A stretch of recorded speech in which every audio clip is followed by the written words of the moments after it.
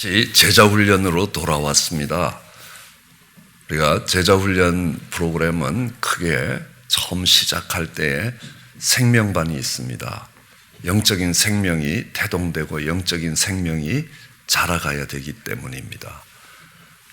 복음이, 하나님의 약속이 우리 마음에 오면서 생명이 잉태되기 시작합니다.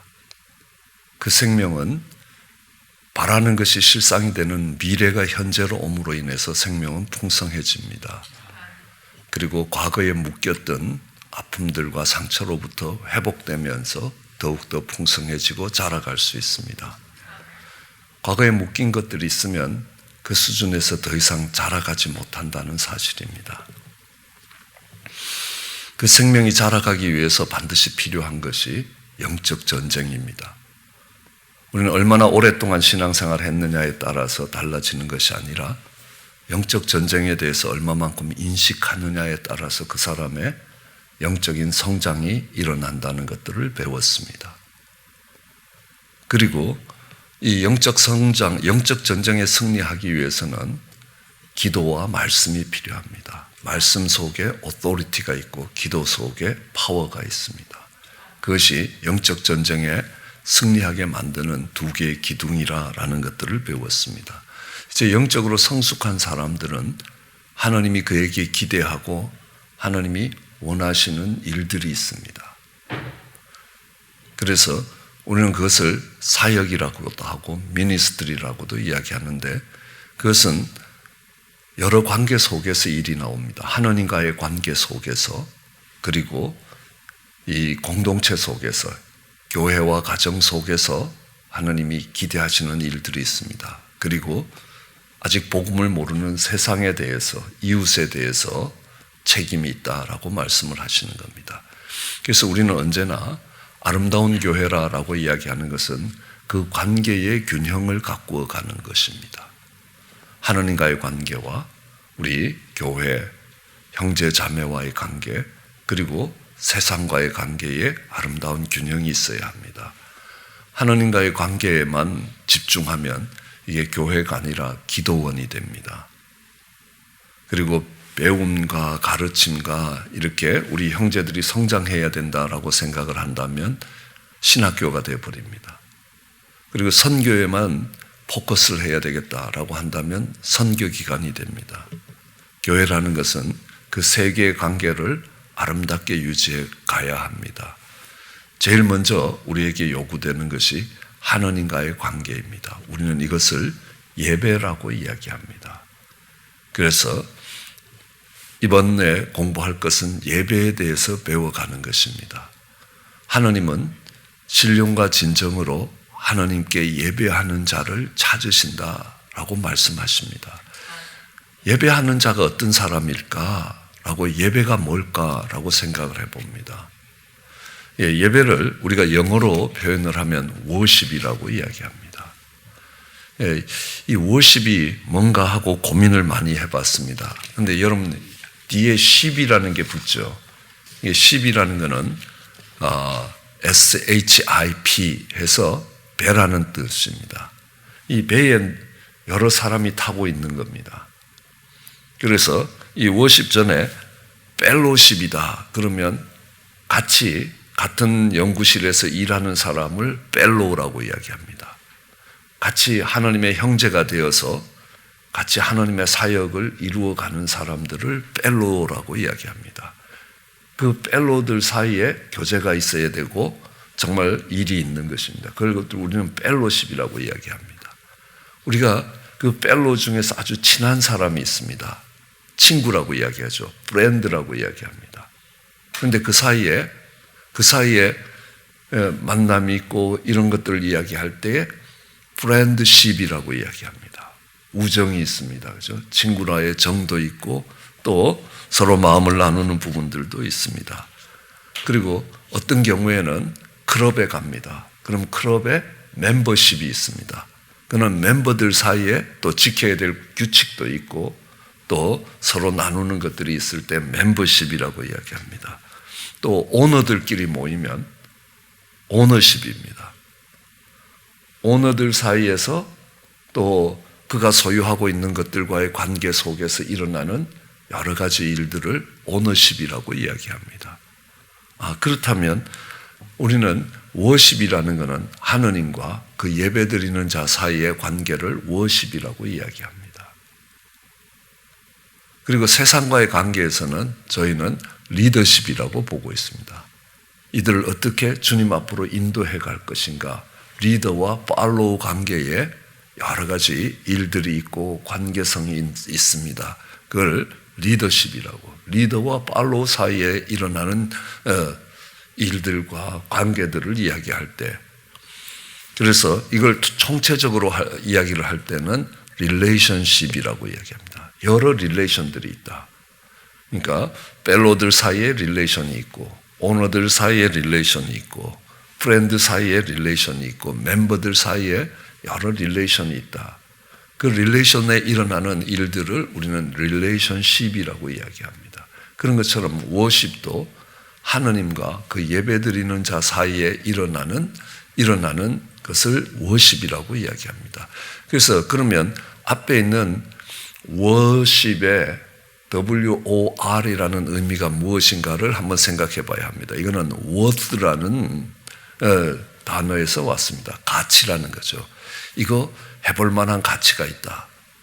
그래서 우리는 워십이라는 것은 가장 중요한 것이 하느님의 가치를 인정하는, 하느님과 그 하느님의 가치를 인정하는 사람 사이의 관계를 워십이라고 이야기합니다. 그래서 우리가 예배를 드린다라고 이야기할 때 주일에 교회로 나오는 사람들, 그러니까 예배 구경하러 오는 사람들도 많고 예배를 드리러 오는 사람들도 있다는 겁니다. 그런데 하나님이 찾으시는 사람은 신령과 진정으로 하나님께 예배하는 자라. 어떤 자가 하나님께 예배하는 자인가, 그를 배워가고자 합니다. 이제 어떤 사람이 하나님께 예배하는 자냐? 하나님의 가치를 인정하는 사람입니다. 그 대표적인 것이 우리는 누가복음 17장에 나오는 열 문둥병자의 이야기로 살펴볼 수 있습니다. 누가복음 17장 11절로 19절 말씀입니다. 저와 여러분이 한 절씩 교대로 봉독하시겠습니다. 예수께서 예루살렘으로 가실 때 사마리아와 갈릴리 사이로 지나가시다가 안전에 들어가시니 문둥병자 10명이 예수를 만나 멀리서 소리를 높여 가로되 예수 선생님이여 우리를 긍휼히 여기소서 하거늘 보시고 가라사대 가서 제사장들에게 너희 몸을 보이라 하셨더니 저희가 하나가 깨끗함을 받은지라. 그 중에 하나가 자기의 나은 것을 보고 큰 소리로 하나님께 영광을 돌리며 돌아와 예수의 바다에 엎드려 수행하니 저는 사마리아인이라. 함께 봉독. 예수께서 대답하여 가라사대 10사람이 다 깨끗함을 받지 아니하였느냐? 그 9은 어디 있느냐?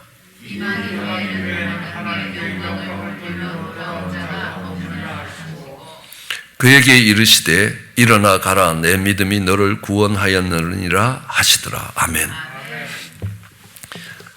10 문둥병자가 있습니다. 다 나음을 입었습니다. 정말 얼마나 대단한 일이겠습니까? 그런데 그 중에 하나님이 찾으시는 예배하는 자는 사마리아 문둥병자 1명밖에 없다. 그럼 여기서 예배의 개념을 다시 한번 생각해 봐야 합니다. 하나님이 긍휼히 여기시고 하나님이 은혜를 베푸시고 정말 그 당시로서는 도저히 할 수 없는 문둥병을 고쳐주는데 어느 누가 감사하지 않겠습니까?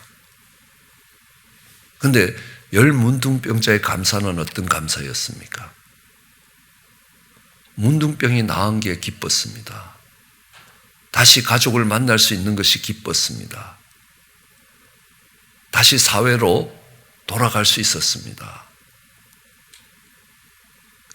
이들이 믿음이 없는 사람들이 아닙니다. 예수님을 보면서 매우 소리쳤습니다. 그러니까 이 보통 사람들은 소리치는데 어렵지 않는데 문둥병자는 죽을 힘을 다해야 소리를 칠 수 있습니다. 그것도 멀리서 소리쳤습니다. 가까이 있어도 예수님을 부르지 않는 사람이 얼마나 많은지 모릅니다. 근데 멀리서도 예수님을 보고 정말 소리쳤습니다. 그리고 내 문둥병 좀 고쳐달라고 이야기하지 않았습니다. 예수님이 해야 될 일들을 지정하지 않았습니다. 우리를 긍휼히 여겨달라. 우리를 긍휼히 여겨달라라고 이야기합니다. 그리고 가서 제사장에게 너의 깨끗해진 몸을 보이라라고 이야기합니다. 지금 문둥병이 나은 게 아닙니다. 근데 제사장을 찾아갑니다. 잘못하면 돌에 맞아 죽습니다. 근데 예수님의 말씀을 믿고 제사장을 찾아가다가 보니까 이미 문둥병이 나았더라는 겁니다. 믿음으로 발걸음을 이미 옮겼다라고 봅니다. 그런데 그 중에 한 사람이 예수님께 돌아와서 예배를 드립니다. 그가 하나님이 찾으시는 자고 신령과 진정으로 예배하는 자라는 의미입니다. 왜 그렇습니까? 나머지 9 문둥병자와 이 사마리아 문둥병자 한 사람의 차이가 뭡니까? 그것을 예배의 관점에서 한번 보시면 좋겠습니다. 아마 잘 이해가 안 될 때 우리는 우리의 일상의 삶 속에서 이렇게 깨달을 수 있는 것들이 많이 있습니다. 어느 날 아들이 게임을 사달라고 이야기합니다. 자기가 좋아하는 게임이죠. 또 새로 나온 게임입니다. 그래서 아버지가 게임을 사줬다고 쳐보십시오. 너무너무 게임을 좋아합니다. 그래서 아버지께 묻죠. 너 게임이 좋으니 아버지가 좋으니? 그러면 뭐라고 대답하겠습니까? 둘 다 좋다고 이야기합니다. 근데 그 게임 나 다시 줘봐라 라고 이야기하면 안 된다고 이야기합니다. 이건 못 주겠다는 겁니다. 실제로 그러니까 둘 다 좋다고 이야기하지만 얘가 정말 좋아하는 것은 아버지가 아니라 게임을 사주는 아버지입니다. 자기는 게임을 얻는 게 더 중요했다는, 어떤 것이 나한테 더 중요했느냐? 게임이냐 아니면 아버지냐? 그 게임을 사주는 아버지냐? 똑같은 문제가 이 10명의 문둥병자에게 나타났습니다. 문둥병을 고쳐주시는 하느님, 아니면 내가 문둥병이 나은 것이, 문둥병에서 회복되는 것이 내 인생이 중요한 것이냐, 아니면 그 문둥병을 회복시키는 하나님을 만난 것이 중요한 것이냐. 문둥병이 나은 사람도 여전히 그 문둥병을 고쳐주셨던 예수님께 대해서 감사하고 기뻐합니다. 그런데 그걸 통해서 하느님을 발견하고 내게는 게임보다도 아버지가 더 중요하다는 고백을 드리는 그 한 문둥병자의 그 고백이 하느님을 기쁘시게 하는 예배가 됐다는 사실입니다. 우리 이성우 목사님이 소개해 주신 예화인데요. 딸에게 물었다는 겁니다. 너는 아빠가 좋니? 엄마가 좋니? 그러니까 아빠가 좋아. 그래서 매우 기분이 좋았죠. 근데 충격적인 사건이 하나 일어납니다. 왜냐하면 엄마가 나와서 다시 물었습니다. 아빠가 좋니? 엄마가 좋니? 그러니까 엄마가 좋아. 그래요. 그러니까 옆에서 듣다가 아니 넌 조금 전에 아빠가 좋다고 그랬잖아. 그러니까 아니야. 엄마가 물으면 엄마가 좋고 아빠가 물으면 아빠가 좋아. 이런 겁니다. 아니 이거는 아이가 하는 그냥 단순한 고백일지 모르지만요. 내가 교회에 오면 하느님이 좋고 세상에 나가면 돈이 좋은 겁니다. 별 차이 안 난다는 겁니다. 그랬을 때 정말 하나님이 내 인생에 가장 소중하신 분이냐라는 겁니다. 그래서 성경은 이야기합니다. 두 주인을 섬길 수 없다. 네가 물질과 하나님 두 주인을 섬길 수 없다라고 이야기합니다. 그냥 내가 돈을 좋아하고 돈이 내 인생에 소중한 것이 아니라 어떤 것이 더 중요한 것인가라는 데 대한 내 신앙의 고백이 되어버립니다. 내게는 하나님이 가장 소중한 분입니다 라는 고백의 부분이 물질의 사용에서 나온다는 것들을 알 수 있습니다. 그것이 물질의 문제가 아니라는 겁니다. 두 주인을 섬길 수 없다. 그 돈이 너한테는 중요한, 하나님보다 더 중요한 것이 되었다. 우리 송 목사님이 늘 이야기합니다. 중국 교회가 좀 어떠냐? 우리 중국 사람들은요, 목숨은 내놔도 지갑은 안 엽니다. 이렇게 이야기합니다. 이게 중국 사람만 그런 게 아니라는 겁니다. 많은 부분에 그렇습니다. 내가 자녀들에게 정말 생일이든 선물을 받을 때 그게 귀한 거는요, 이게 선물이 얼마짜리냐 저는 굉장히 중요하게 보고 있습니다. 왜요? 그 돈 다 제가 준 겁니다. 용돈 다 제가 준 겁니다. 근데 그 가운데서 내가 부모님을 얼마나 중요하게 생각하는가라는 게 담겨 있기 때문에 그렇습니다. 우리의 생명도 우리의 재물 얻을 능도 하나님이 주셨다라고 한다면 거기에서 내 자세가 어떤 것인가? 하나님이 정말 돈이 많아서 기뻐하시는 것 아니라 내가 너 마음을 보기 때문에 그렇습니다. 내 물질이 있는 곳에 내 마음이 있다라고 이야기하십니다. 내가 정말 100불을 헌금하면 100불보다는 하나님이 더 소중한 분입니다. 어떤 것이 소중한가냐는 겁니다. 내가 2개 중에 하나를 잃어버려야 된다면 무엇을 잃어버릴 건가? 저는 언젠가 지도 교수님이 저를 불러서 묻습니다. 네가 그렇게 교회 열심히 하면 학위를 못 받을 것이다. 학위를 주고 안 주고는 지도 교수님이 결정하거든요. 너 교회 그렇게 열심히 나가면 학위 안 주겠다라는 협박이었습니다. 그래서 그때 우리 지도 교수님한테 내가 둘 중에 하나를 포기해야 되면 학위를 포기하게 될 겁니다. 그랬습니다. 지금 생각해도요, 야, 그때 말 잘했다 이런 생각을 하고 있습니다. 하나님이 기뻐하셨겠다라는 생각을 합니다. 제가 예의상 한 거 아닙니다. 그 말을 하면 우리 지도교수가 얼마나 모욕감을 느끼고 그 다음부터 얼마나 힘든 삶을 살아갈 것인가가 계산이 안 되는 게 아닙니다. 진심이었습니다. 내가 뭘 하나 포기해야 되면 학위를 포기할 겁니다. 그래서 우리 예배에서 워십이라고 이야기하는 것은 하나님의 가치를 인정하는 것입니다.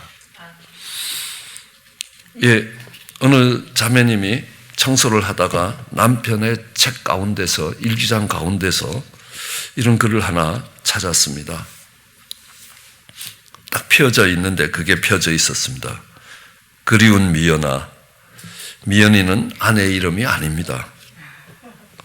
그리운 미연아, 너는 어디서 누구하고 어떻게 살고 있니? 우리가 헤어진 지 10년이 지났구나. 나는 너를 너무나 그리워하고 나는 내가 너무나 보고 싶다.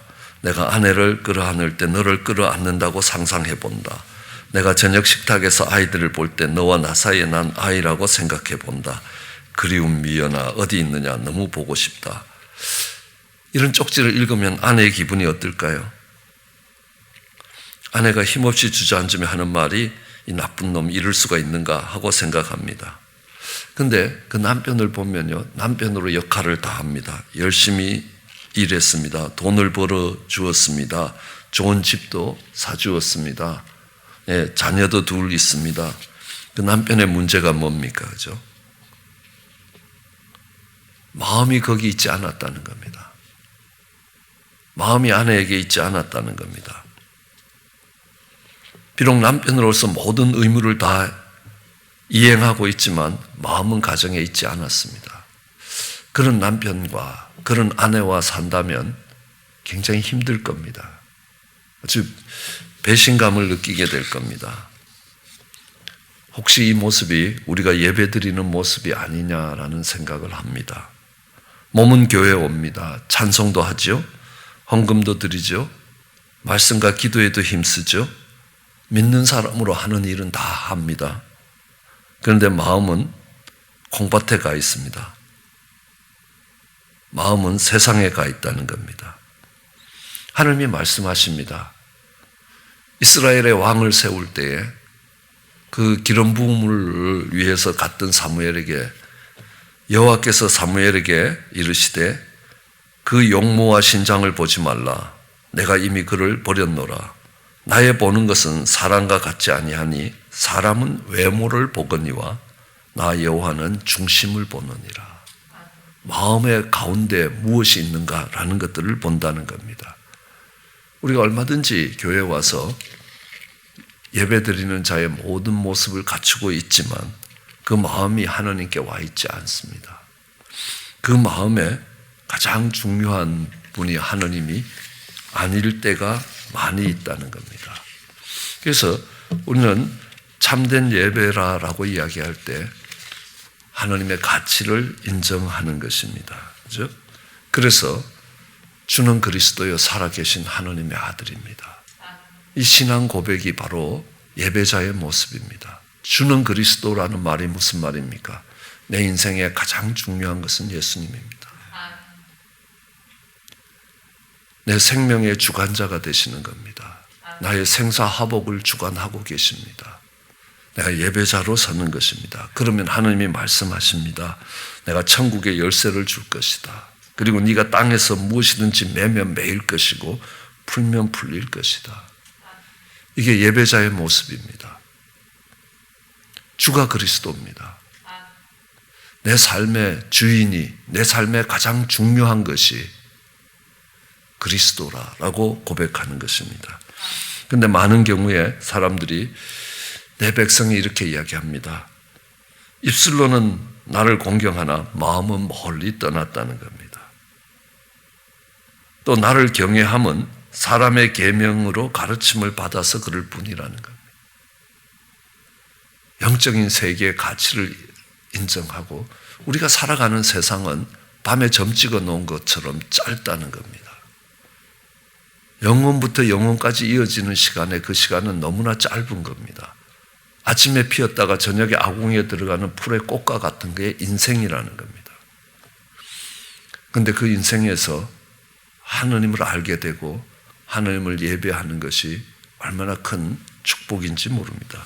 그렇기 때문에 주가 그리스도다라는 것은 우리는 주로 언제 알 수 있나 하면 인생의 밤을 만나보면 압니다. 밤중에 노래하는 이 욥의 모습을 봅니다. 밤중에 노래한다는 겁니다. 예수님이 십자가에서 이런 고백을 합니다. 엘리 엘리 라마 사박다니, 나의 하나님 어찌하여 나를 버리시나이까. 내가 버림을 받는다라고 생각하는 그때에도 여전히 하나님은 나의 하나님입니다. 예, 하나님 믿어도 소용없다, 이게 아니었습니다. 그렇죠? 어느 할머니가 고추 말려놓고 교회 갔다 왔는데 고추가 도둑 맞았습니다. 그 다음부터 교회를 안 가기로 했죠. 왜냐하면 하나님보다는 고추가 중요한 겁니다. 우리는 하나님께 예배한다, 워십이라고 이야기할 때에 정말 하나님이 내게 가장 소중한 가치, 그 하나님이 내게 가장 소중한 분이고 나의 주가 되신다는 고백이 들어갈 때 그걸 예배라고 이야기합니다. 그것이 하나님이 찾으시는 예배입니다. 그런 예배를 하나님께 드리는 저와 여러분 되시기를 주의 이름으로 축원합니다. 기도하시겠습니다. 사랑과 은혜가 많으신 하나님, 귀하고 복된 날을 주시고 하나님이 신령과 진정으로 하나님께 예배하는 자를 찾으신다고 말씀하셨사오니 하나님이 찾으시는 그런 사람 되게 은혜를 더하여 주시기 간절히 소원합니다. 감사합니다. 예수님 이름으로 기도드렸습니다.